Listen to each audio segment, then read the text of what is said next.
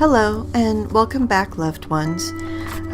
First, I just wanted to say thank you for watching this video, but if you haven't seen the first one we made, pause here and go watch that, please. I put a link in the description for the first video, so go check that out, because I start from a point with this video that assumes you watched the other one and know what I'm talking about. Otherwise, a lot of the stuff I reference might be out of context and might be a little confusing, so if you would, please go watch the first one and then this one. That will make more sense for sure.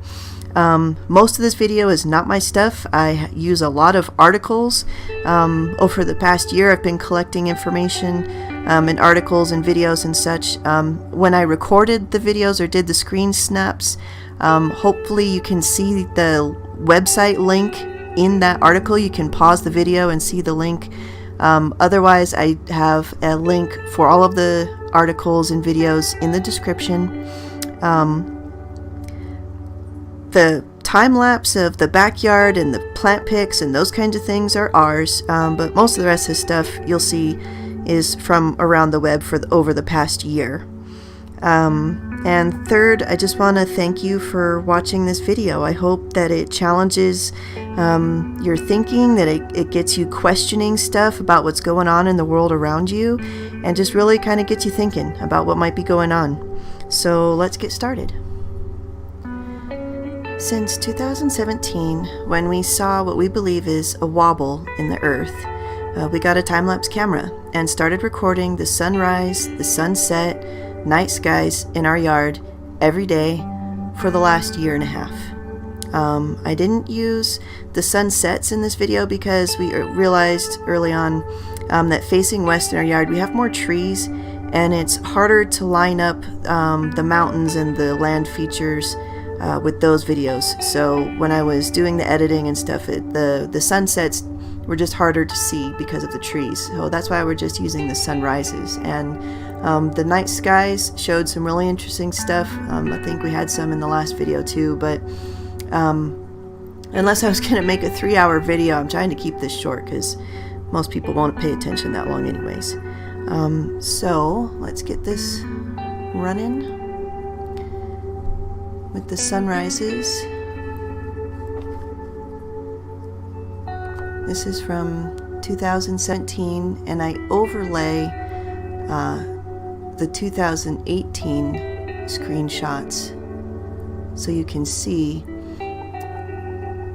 where the sun position is, and you can see I'm lining up the mountain ranges by the peaks and the valleys. You can see the sun is slightly off.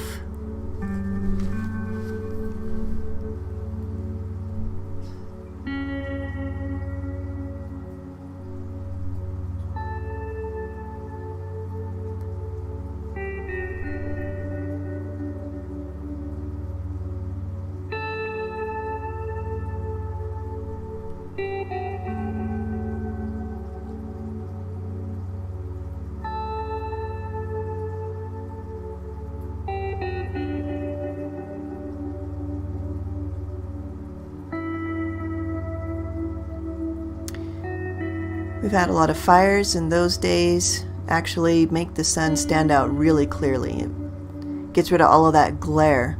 So, and I overlaid the 17 so you can see 17 to 18. That's a very different position in the sun.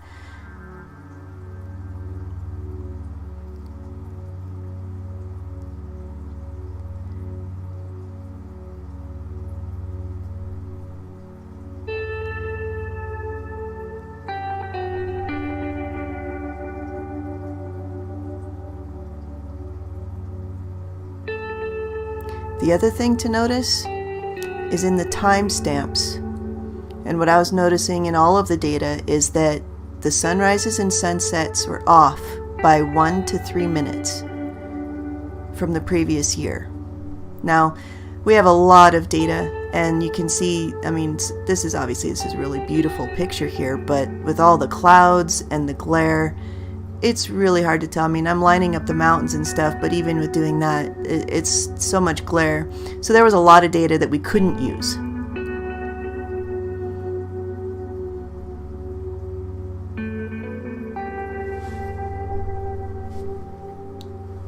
here again, little smoky days, so you can see the sun a little better. That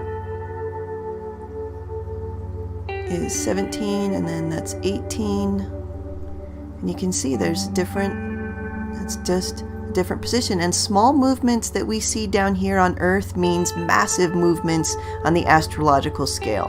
That's why this matters. That's why I'm pointing this out, because even these small things that look like nothing here are massive movements in the universe, in our galaxy, in our system. That's why this matters, because something is affecting this. Huffaker Park. So this was part of last year's video that was really important evidence of what had happened. You can see here, these are pictures from last year, 2017.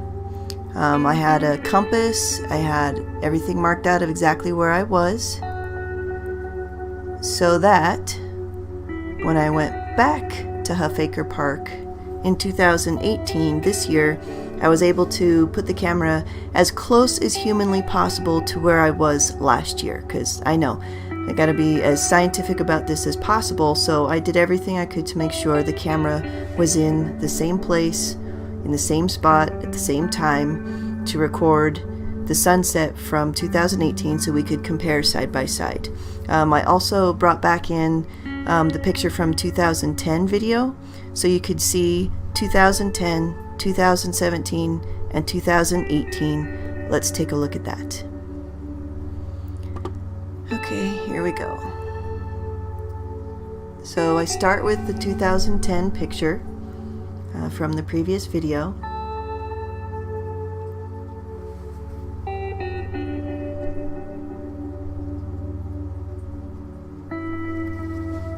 And there's 2017.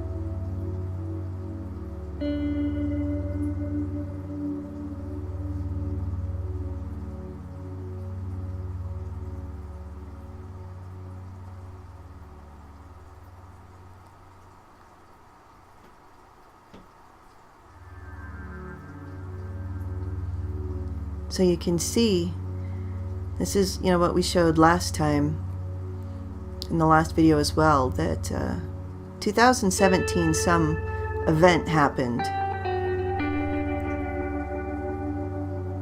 That is a different position. And then you can see there's 2018. It goes back to the previous position. So now I'm fading in and out between 18 and 17.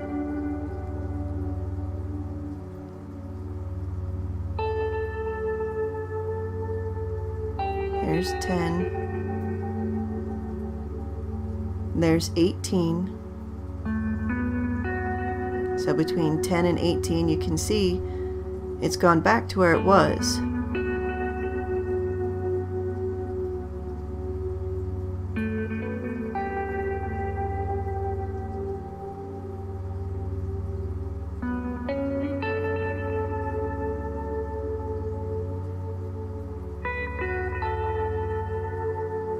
But something happened in 17.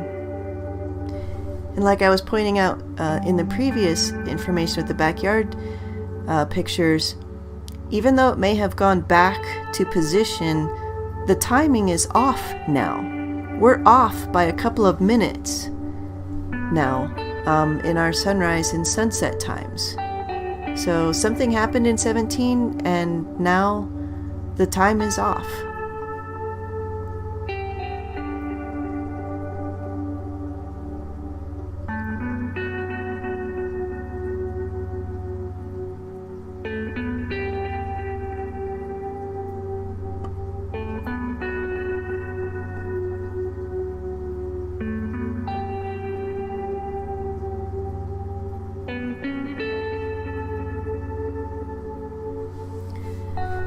What about the other webcams that we recorded in the last video? We recorded them regularly. I recorded them daily for months, but but in early 2018, DRI, the Desert Research Institute, updated or changed their website, so it became harder to use their data, to record it, to do side-by-sides with it. It's really kind of small and grainy, you'll see here in a second. But I did wanted to show that the DRI video was the same as last year. The moon is still the only thing that was moving in the sky, and the stars are still not moving on their webcams.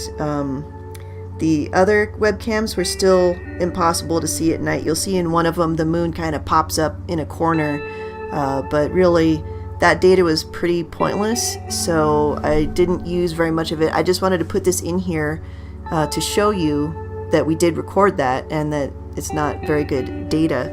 But again, the one important data point is the time change. So I put in the USNO time on the DRI video because they have a timestamp on their videos and the others don't. So you can see the time difference.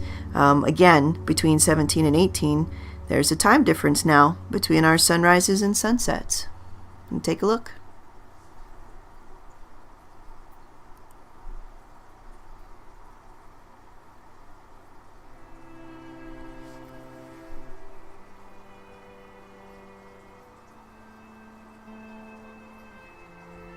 You can see the different format. It's way more grainy, more pixelated.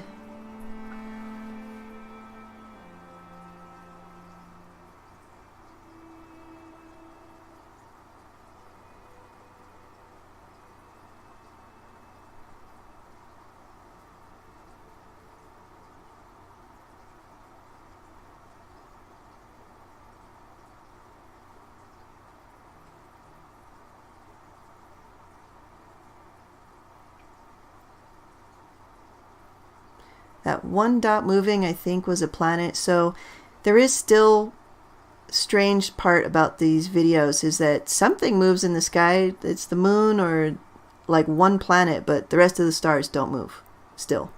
It's very strange.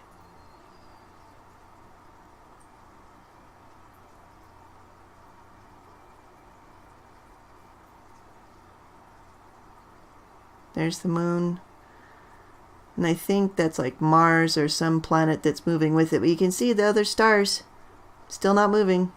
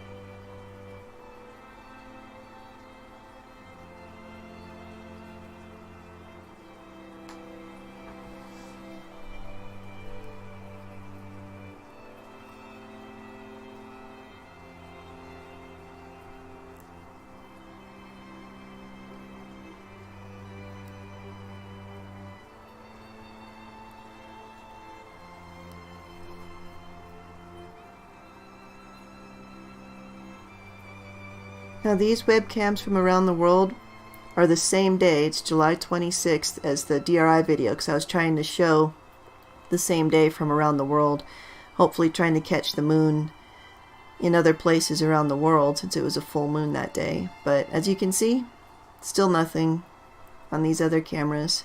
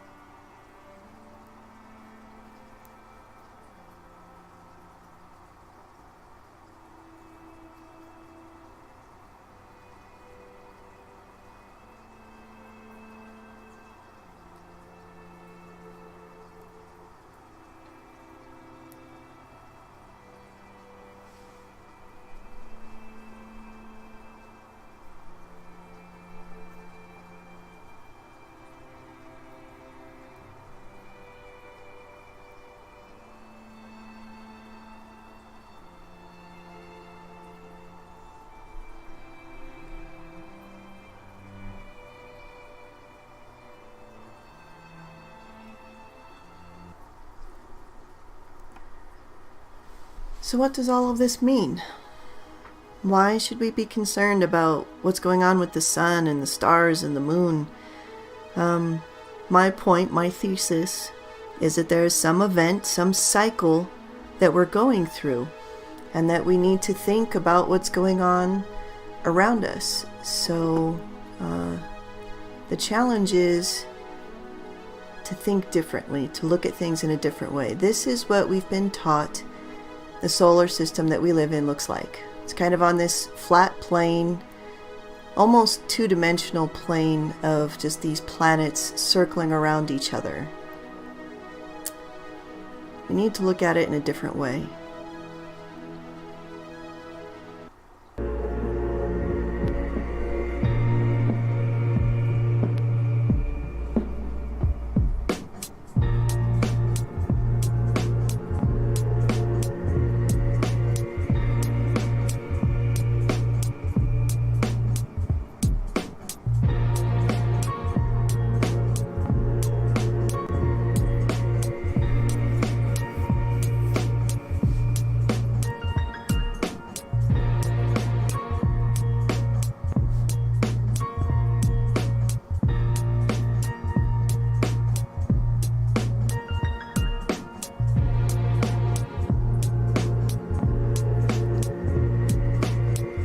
There's the flat plane that we're taught, but really, we're hurtling through space. Yeah, like a comet.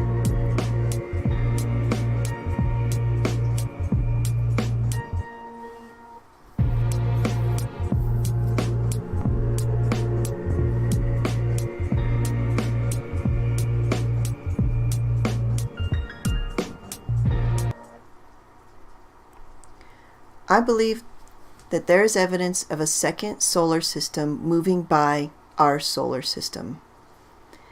And I'm going to present evidence that I've been gathering since last year, that we've been gathering since last year, that we need to think about this in a different way, that there's another possibility of some other system affecting us. I know, Planet Nine, all of that crazy conspiracy theory stuff, but I believe that there is enough evidence to show that something like that is truly happening. Some cycle like that is happening to our system. Now, this was all crazy conspiracy theories for a long time, but 25, 30 years ago, it wasn't. I think this article is from 1983. In the 80s, the astronomers, scientists talked about this, and it wasn't so far-fetched that there might be another system or another planet out there that could affect us. And then within the last year or so, it's amazing. Now we've got all of these articles and all these scientists talking about, wow, there might be other planets out there right on the edge of our system.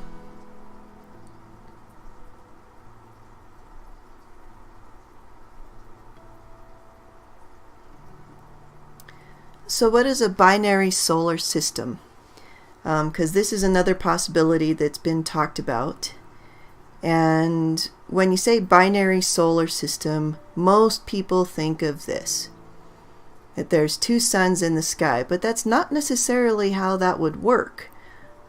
Here's astronomers from Australia, there's NASA, there's a lot of astronomers out there showing reports, their studies, that binary systems wouldn't necessarily look like that, that they would be just in gravitational circles of each other, and that there would be this gravitational center between them. And that most of the systems, the solar systems that you're looking at, are binary. In the research that we've been able to do in a couple of hundred years that we've had better technology to looking at the stars, most estimates by astronomers are saying that the binary systems are about 85% of the systems that you're looking at. That it's more common to be part of a binary system than not. So it wouldn't be so crazy, and that's why I played the video before of how to look at the solar system differently, because another system could be on a completely different plane of their circle around us, of their path around us. It could be coming in from above or below or at an angle that is different than the flat plane that we usually think of with our system. So it could be coming in at a totally different angle on its path around us.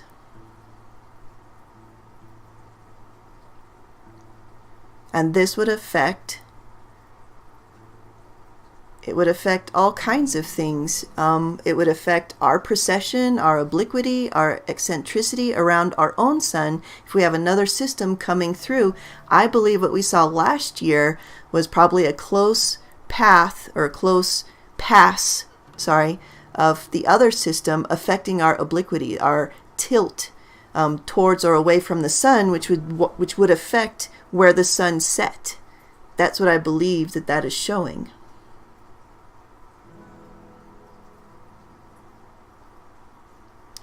Now, a couple of years ago, because I believe this article is from 2016, NASA did a study about the wobbling Earth because there is enough evidence to show that we wobble more than has been assumed.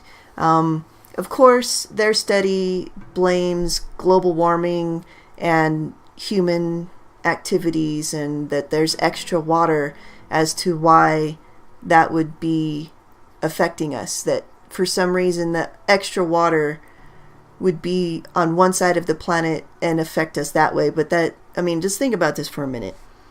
There really has been just the same amount of water on this planet in more liquid states than before and less liquid states than before, like when we go through ice ages or when the dinosaurs were roaming and we've had just an immense amount of water on the planet. So this water wobble excuse doesn't make any sense to me. Plus, we also have evidence of other things like this, that even if there was extra water, it's not caused by man. There's active volcanoes and other things affecting things, like I'm saying, bigger events going on, that more than just what man is doing. So if there are more celestial bodies closer, wouldn't that affect our planet? Yes, in more ways than you would expect. One of the first to look for would be more earthquakes, as the crust of the Earth is under more strain, like in the previous pictures of the gravitational pull between those two suns and the other planets. You would expect to see more strain on the Earth's crust, and that is what we've seen in the last couple of years. Is a higher than usual amount of earthquakes around the world in places that typically don't get earthquakes also, like Iran and other places, but also the Ring of Fire. Hopefully don't have to go over that too much, and I can just talk about the Ring of Fire like you know what I'm saying, which is huge plates pretty much around the edge of the Pacific Ocean, and that's what we've seen. Is the Ring of Fire has had immense amount of earthquakes, higher than normal earthquakes in the last year or so. And does anybody remember Hawaii? That volcano has been going off for months. At this point of this recording, I think it's been going off for about 6 months now. That's not typical. Obviously, we're in some sort of cycle that's affecting that. Oh, and the Yellowstone thing. So that would also be, affecting potentially the Yellowstone caldera as the Earth's crust moves and strains and pulls and pushes under this extra gravitational forces. There is a lot more activity. Look up the Yellowstone activity. They had to shut it down because the roads were melting. Like I said, I could make a 3-hour video with just all of these articles of things that have been happening around the world in just the last year. But trying to keep it short and sweet to the point. So just look up Yellowstone activity in the last year. There's tons of articles of the intense activity going on at Yellowstone, and the bright scientists at NASA think that they can do something about it because there's enough activity that there's cause for concern. So their plan to cool this activity is to inject water into that situation. But if you can read this, hopefully you can read this and it's not too small. It says right there that they're concerned that their plan will also actually potentially set it off. So hopefully we don't get government intervention on that one, and we just hopefully that doesn't happen. But obviously that's a big enough concern that NASA had to come up with a plan for it. So what else could be affected by the forces from another system?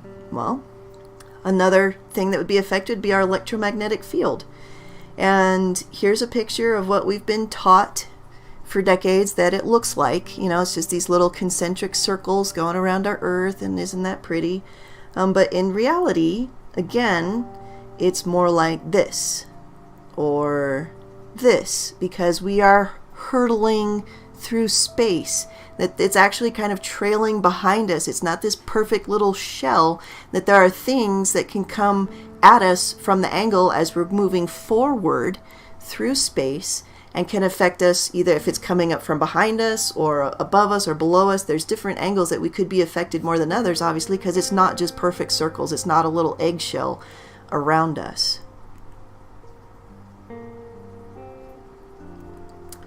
Also, another angle to look at on this is that research has shown most animals, especially fish and birds, use electromagnetic fields to navigate long distances. That's how we get the migrations of the birds and the whales and all these things, and changes in these fields would affect them more. And that's exactly here again that we've been seeing that there have been these mass strandings and birds just dying because they were off course.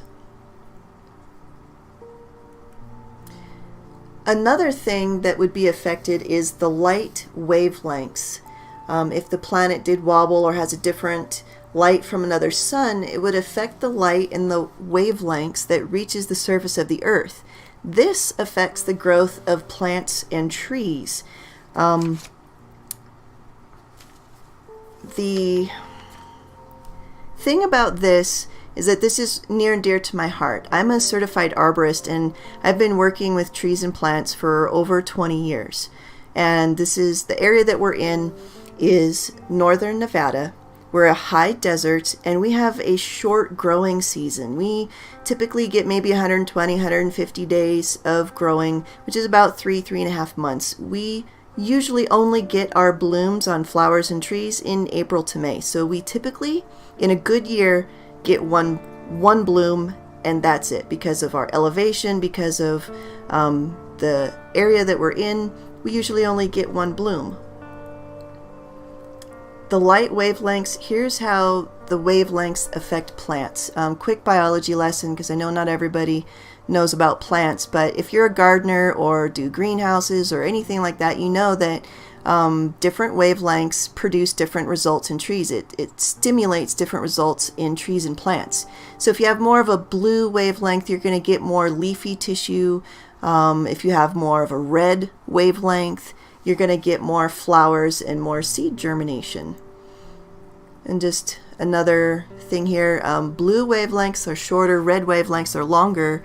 So the red wavelength would be what you would expect if we have another sun that's just a little bit further away. If you've ever done any growing at all, this is an ad for a light that you can use for growing in-house or in a greenhouse or whatever. And it shows you that for more leafy tissue, you need the blue light. For more flowers, more flower pigments, blossoms, that sort of thing, you need more red light. And this is what we've seen. These are pictures from around Reno in June and July. These are second blooms on roses, on various plants around the valley in June and July. This is not typical. Here's what's even more unusual. These are blooms on flowers in northern Nevada in October. So you might argue with me, well, those first few pictures, those are in people's yards, and that's at parks, and those are, cared for plants. They have more water, fertilizer, blah, blah. Well, okay, sure. So, and I realized that over the year when I was looking at stuff, I'm like, okay, so what about plants that are just completely neglected, that pretty much are just barely hanging on? Well, that's your commercial properties. That's strips between, in roadways where they're barely getting enough water to survive. They're, usually failing within a few years, maybe 5 at best, that you get out of these plants. So why would these plants be blooming so much? Because they're being stimulated by the light, by the red wavelengths. I mean, this is between a road and a wall. These plants are barely looking good. Now we have blooms in October because they're getting stimulus from somewhere. It's not water. It's not being taken care of.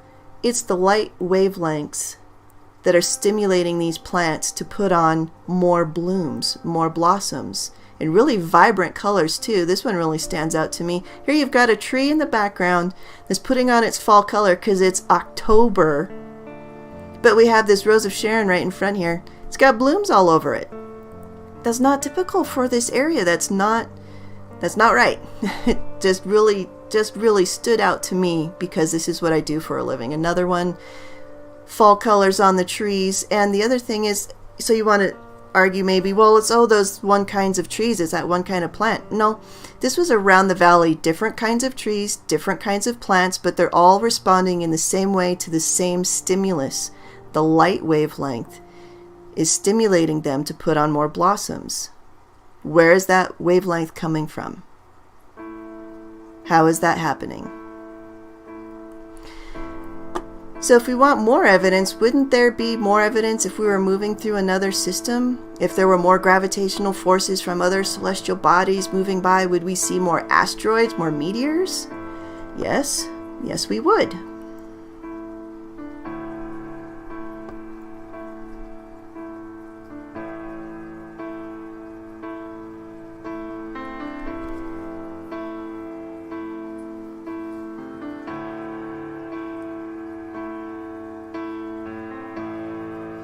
And sorry if these are going by too fast. I did try to slow it down as much as I could, but there was so much evidence of just a highly unusual amount of asteroids and meteors flying past us.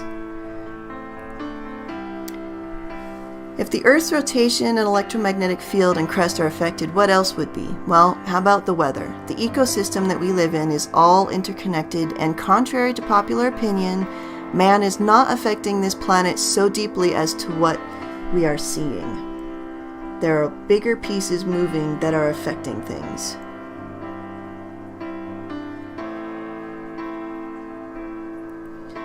Just want to pause on this one here. I really wanted to put in a lot of these videos. Just look up the waves that hit Venezuela and Puerto Rico. Central and South America this past summer had really crazy water events happening. On one side of the continent, the water was just being pulled away and just emptying bays, and boats were being stranded, while on the other side they were being pounded by these massive waves. It was so crazy. And not just hurricanes. You can watch these videos. There was no hurricane around when these wave things were happening, so that was a convenient thing that they were saying in the media. But watch the videos yourself. There's no hurricane happening while that water's being pulled away from the beach or pounding the beach.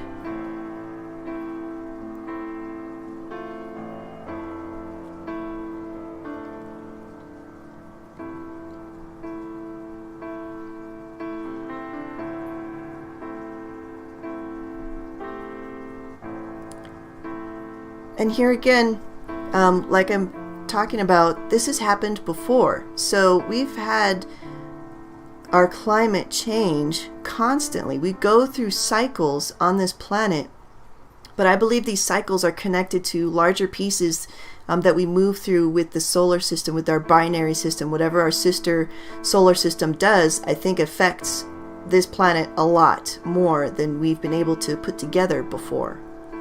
And like I've said, we've gone through these cycles where there was a year without a summer. There was the Hudson Bay was frozen over. We've gone through these kinds of cycles before.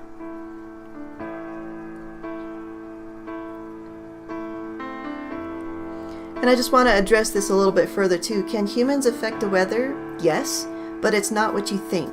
Not the man-made climate change, but geoengineering. The main tool used is chemtrailing, which is no longer just a conspiracy theory, and here's the articles to show what I'm talking about. Especially in this last year, governments have come out and just finally admitted what they're doing.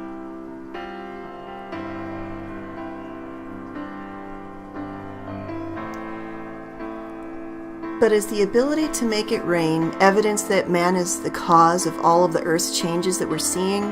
I suggest the evidence shows a much larger scale of impact from more gravitational pulls from another system and more radiation from that solar system than what humans can do.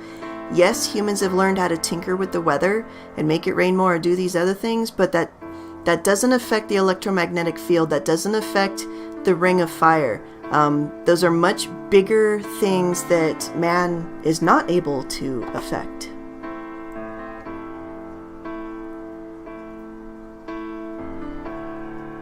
And like I said, the radiation from another system is why we're so hot now.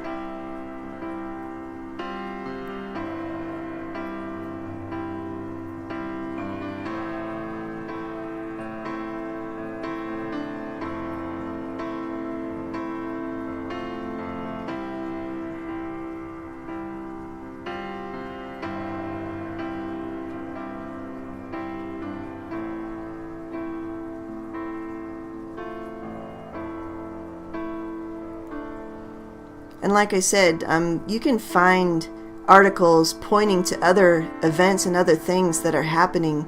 There's something under Africa that's affecting the Earth's magnetic field. What's going on there? Not sure, but it's causing these huge cracks and other fissures to show up. That the crust in the mantle is moving, which some have suppose that it might mean our poles are about to flip, which has happened before. And when you look at the geological timetable, we are overdue for something like this. But why would our poles flip? How would our poles flip? My suggestion and other theories that I've seen from other scientists is that another system moves through, pulling us, doing the pull on the gravitational center of our Earth, and that's how something like that could happen. There are larger cycles happening in our galaxy that our species doesn't recognize as happening. But our species has gone through some of these cycles before. Our ancient history is older than we think.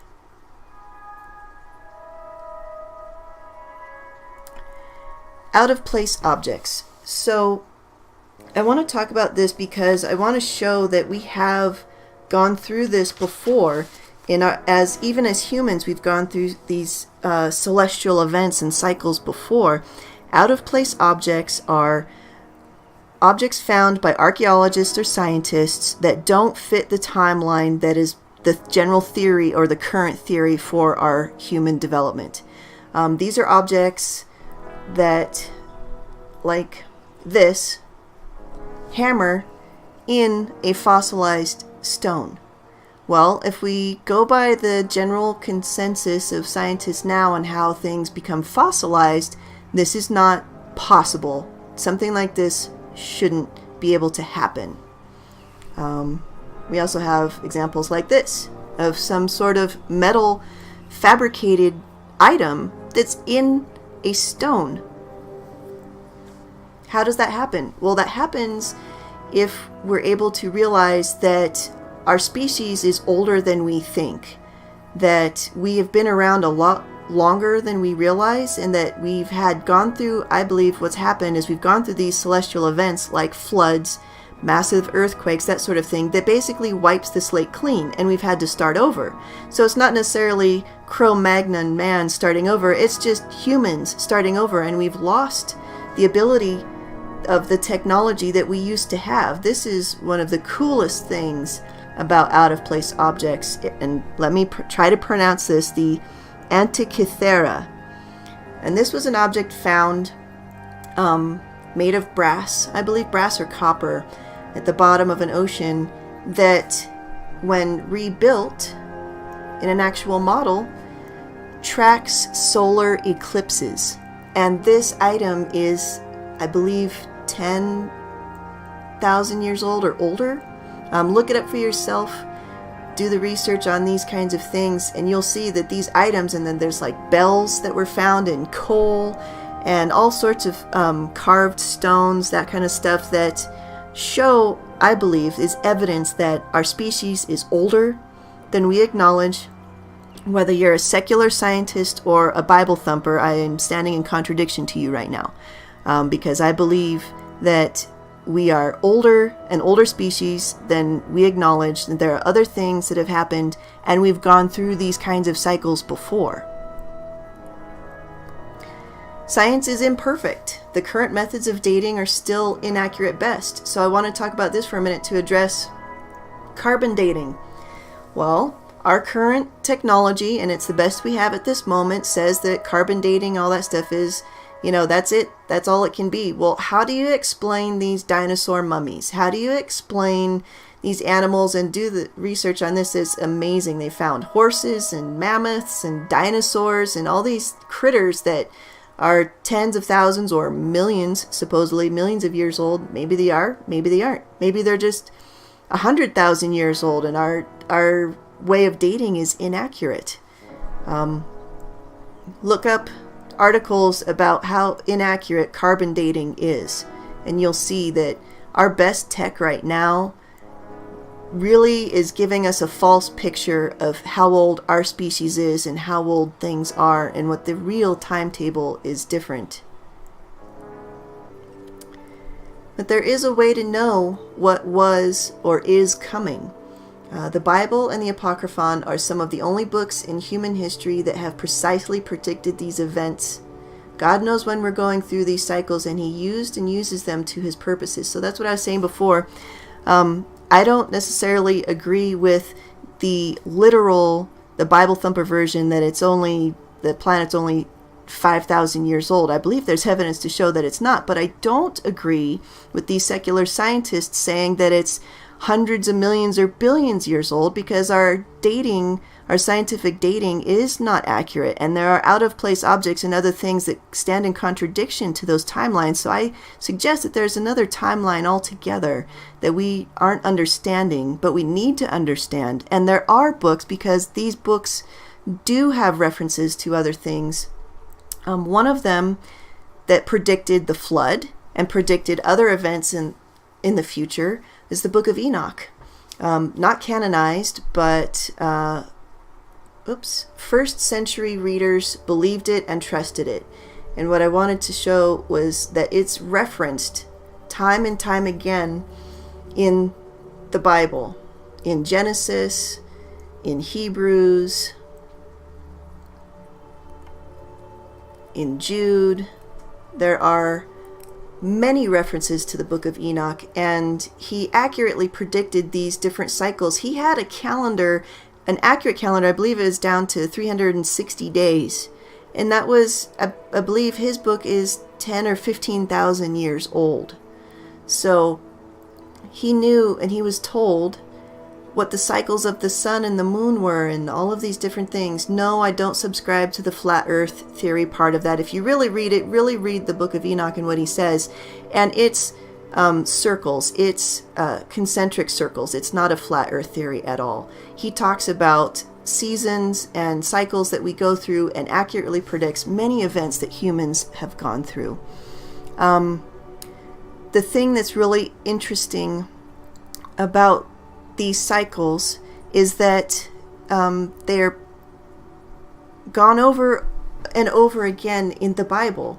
So this gentleman, Pastor Robert Breaker, does a really good series of videos describing and showing these different celestial cycles and how they're accurately predicted in the Bible. You can see there's Genesis and the Star of Bethlehem. If you have a chance, I'll put a link to his YouTube channel in the description as well. If you have a chance, go watch those videos. He does a really good job of what I'm talking about, of how these ancient texts predict these cycles, and how God uses these cycles to show us his plan. and what he's doing.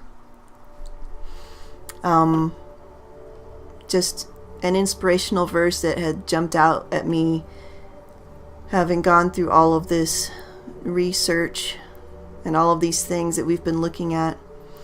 So with all of this scientific evidence of the existence of these cycles and how the ancient texts like Enoch and the Bible and the Apocryphon record these cycles, that lends credence to these ancient texts. So what do these ancient texts say will happen in the end of our current cycle? Well, let's look at the book of Revelation.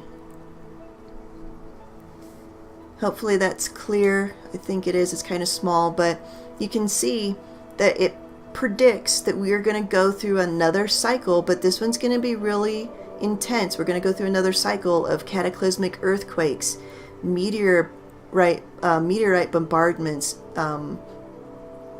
tsunamis. Just there's a lot of things that it predicts that we're going to go through.